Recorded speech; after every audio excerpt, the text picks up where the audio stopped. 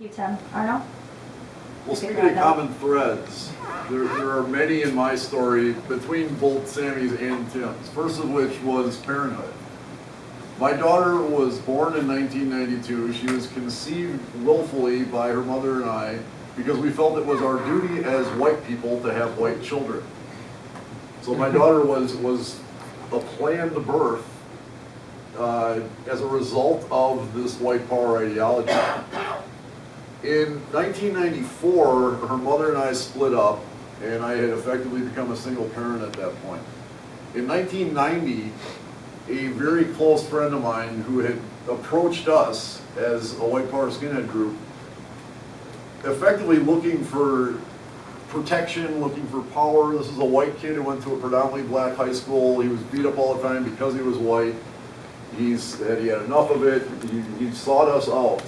And we indoctrinated him in our hatred, in our ideology. He was out practicing that ideology, putting hate and violence into the world when he was murdered in a street fight in 1990. The effect that had on me was to make me ballistic and make me even more hardened, more hateful, more violent. He became a martyr to this day. If you Google his name, which I don't use in public at the request of his mother, he is still a martyr to hate groups worldwide.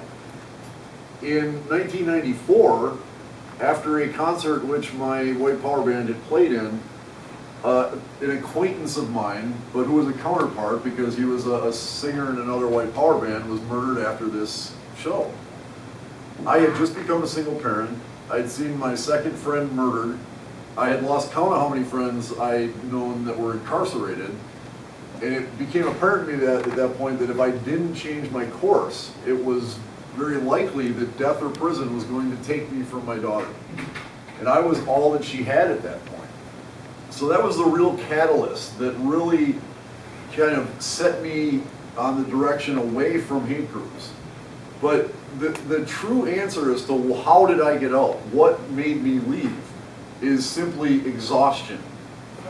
And by exhaustion, I mean when you are a racist, specifically a white racist, you have an incredibly narrow range of what the world, of what's good in the world. Everything else you have to willfully block out. You essentially have to go through life like a horse, in those buggies downtown. So you're not looking at anything that would indicate to you that all these people who you say aren't human are every bit as human as you are. It's exhausting to do that.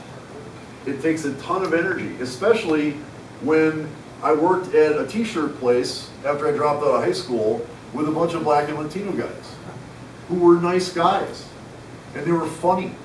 And when I'd come to work without lunch because I spent all my money drinking, and these guys knew that I was a self-proclaimed racist skinhead because I had swastikas all over me and I'd be on the news.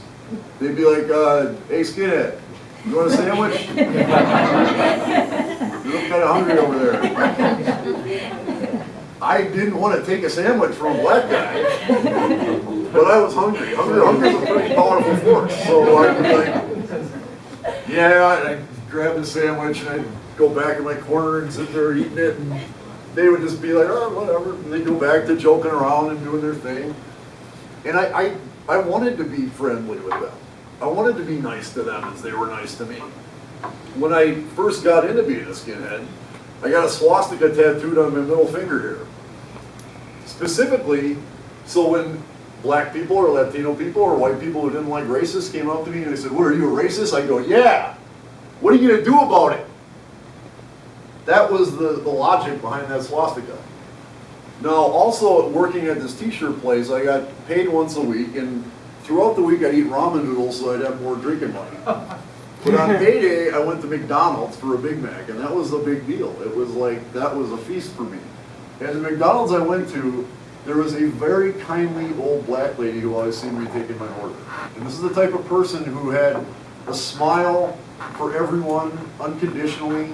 This is the type of person who was happy for every moment she was living, even though she's taking orders at McDonald's. And I would come in there and she'd say, hey, how you doing, baby? What are you having tonight? And I didn't like that at all. That made me very uncomfortable when black people were nice to me. So I say, Big Mac. Try to give this nice old lady this angry stare. I go back the next week and she recognizes me. Oh, hey, Big Mac again? And I'm like, oh, yeah, Big Mac. I go back the next week, and this is after I got the swastika tattoo. And as I'm walking into McDonald's, I'm like, oh man, she's gonna see that.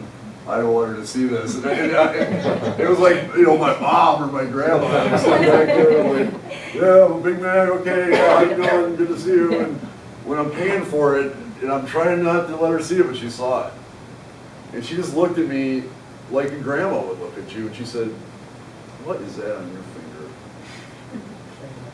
And I was just defenseless. There was nothing I could do to this compassion she was giving me. She wasn't angry. She was disappointed. And she said, I know you're not that person.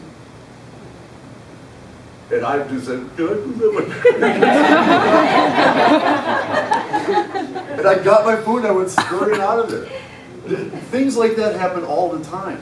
And other things, like kids that I brought into our organization, and I'd sit and get them hammered out of their mind every night, and I'd tell them how I went out and I beat the hell out of people.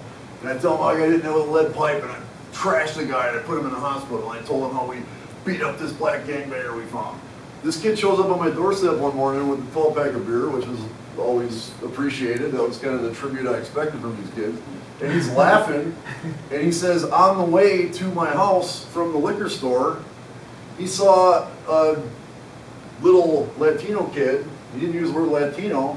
And he walked up to him and he kicked him in the chest and knocked him on his ass.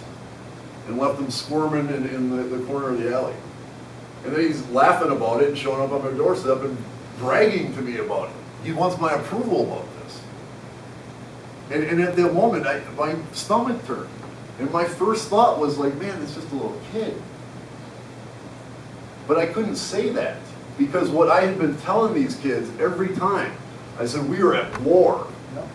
This is war. There is nothing fair in war. If you find yourself in a fair fight, you are fucking up. I want you guys 10-on-1, 20-on-1. That's how you win a war. With that kind of narrative, you can't very well say, well, it's a war unless it's a cute little kid. Then you don't hurt them. It just does not work that way. That's what led to the exhaustion. And so at this point where this second friend was murdered, and I was a single parent, I was exhausted. And I was like, all right, you know what? I'm done with this. I'm going to start walking away. And the further away I got, the better it felt. So that was really how my turnaround came about. How old did you say you were around this time?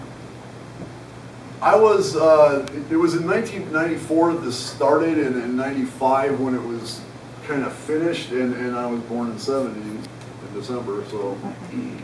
25. Okay. Very similar ages. Yeah. And you kind of came around, and obviously you develop maturity and, emotional intelligence over time, hopefully, for most people. I'm still working on maturity. But, no, and it's fantastic.